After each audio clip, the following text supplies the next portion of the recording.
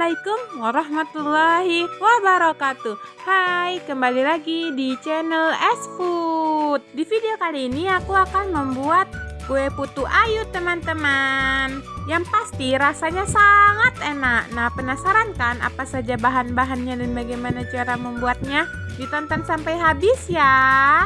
Oh ya, untuk resep lengkapnya ada di description box ya. Jadi jangan lupa dicek. Sekarang kita masuk ke bahan-bahannya ya teman-teman. Nah, ini pertama ada 125 gram tepung serbaguna, gram gula pasir, 2 butir telur, 1 bungkus santan instan. Ini aku pakai yang 65 ml ya teman-teman.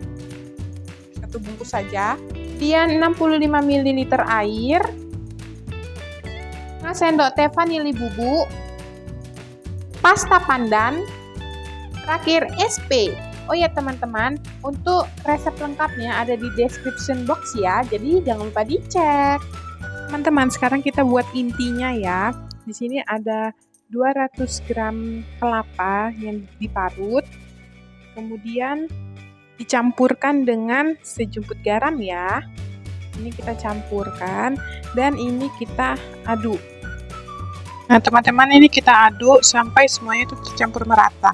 Oh iya, jika kalian ingin intinya ini lebih harum, kalian bisa menggunakan daun pandan ya. Karena aku di sini nggak ada daun pandan, jadi aku tidak kita gunakan. Setelah sudah tercampur semua, ini kita rebus ya, kita kukus ya teman-teman.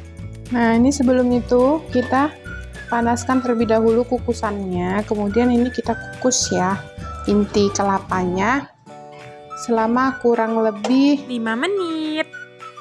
Nah, setelah 5 menit kemudian, ini intinya sudah matang ya. Sekarang tinggal kita matikan kompornya dan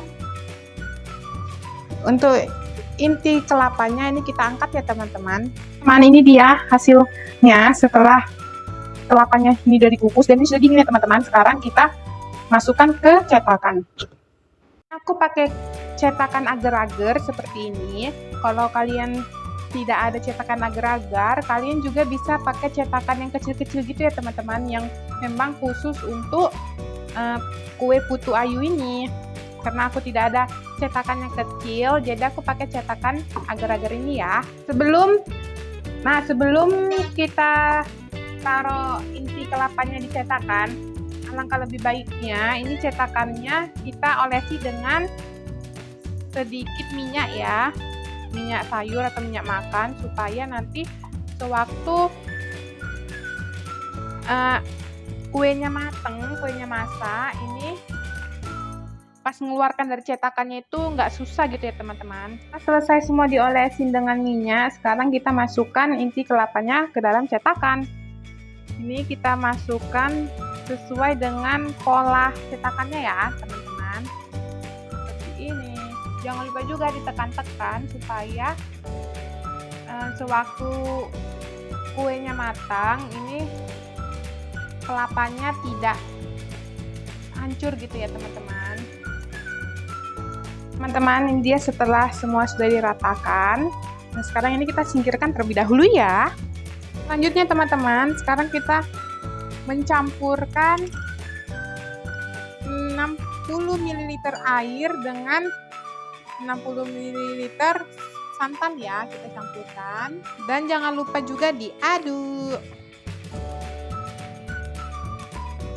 Setelah sudah tercampur merata semua, ini kita masukkan pewarna pandan ya teman-teman, pasta pandan. Ini boleh kalian campurkan banyak atau sedikit aja sesuai dengan warna yang kalian inginkan ya. Ini aku campurkannya sedikit demi sedikit terlebih dahulu. Lalu kita aduk. Jika kalian rasa warnanya itu terlalu muda, atau yang bisa nambahkan warnanya sedikit lagi ya. Nah, kalau aku cukup segini aja. Oke, ini sekarang kita singkirkan terlebih dahulu. Sekarang kita masuk ke cara membuatnya. Nah, pertama-tama siapkan terlebih dahulu wadah, kemudian pecahkan telur. Pecahkan telurnya ya teman-teman. Selanjutnya masukkan gula. Masukkan juga SP. Ini aku pakai SP-nya 5 gram ya teman-teman, atau sekitar seperempat sendok makan, seperempat sendok teh. Kita masukkan ya. Jangan lupa dimasukkan juga vanili bubuknya.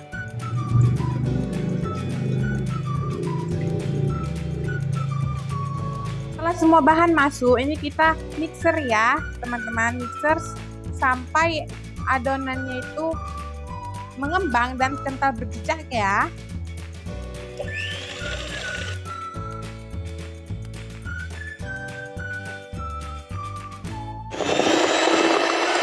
Nah teman-teman, sampai dia adonannya seperti ini ya, kental seperti ini teman-teman, kental berjejak namanya. Langkah selanjutnya ini kita masukkan tepung dan masukkan santan yang sudah kita campurkan dengan air tadi ya. Masukkannya secara bertahap atau secara ganti-gantian gitu ya teman-teman. Pertama kita masukkan tepung ya, jangan lupa diayak. Sedikit aja, setengahnya kita masukkan.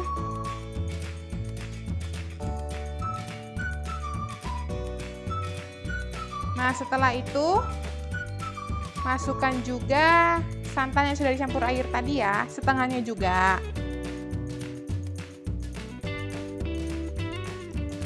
Dan ini kita mixer sampai dia tercampur ya.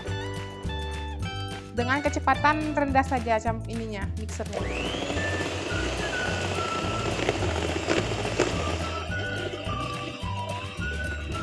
Nah, setelah sudah tercampur, ini kita masukkan sisa bahan yang tadi ya, teman-teman.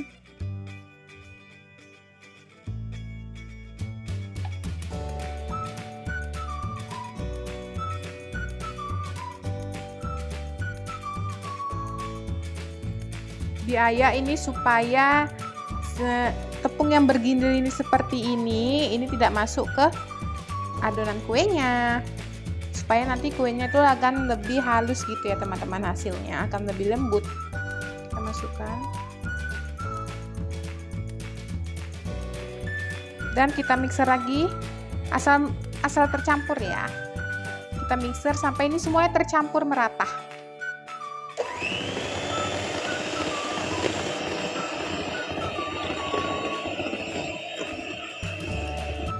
Nah teman-teman, ini hasil tekstur akhirnya akan seperti ini ya.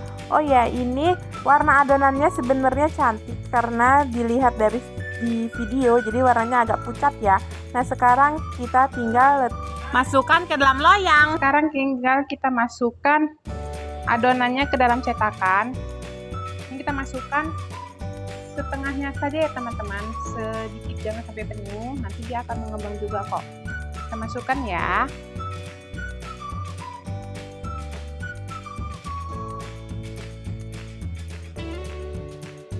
Diratakan, jangan lupa di tap-tap seperti ini ya, supaya gelembung yang di dalam atau udara yang di dalam adonannya itu keluar gitu ya teman-teman.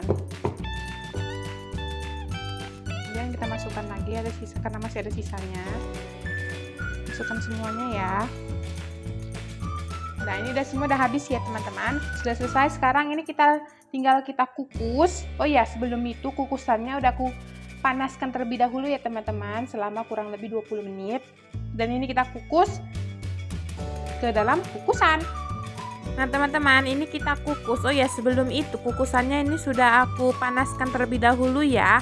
Dan ini kita kukus kue putu ayunya selama kurang lebih 15 menit. Nah setelah 15 menit kemudian, ini kue putu ayunya sudah matang ya teman-teman. Nah sekarang ini kita angkat, lalu kita dinginkan terlebih dahulu. Teman-teman, ini dia kuenya yang sudah agak sedikit dingin, dan ini bisa kita lepaskan dari cetakannya ya.